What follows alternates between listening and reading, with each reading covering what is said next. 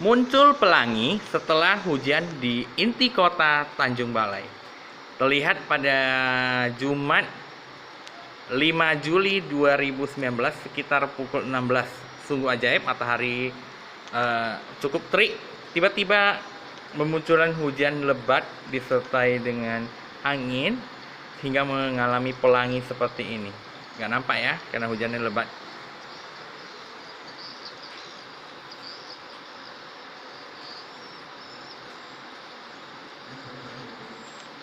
Oke, jangan lupa share ke teman-teman, subscribe dan juga komen serta like fitur sharing untuk mendapatkan update terbaru dari video kami. Terima kasih dan selamat sore.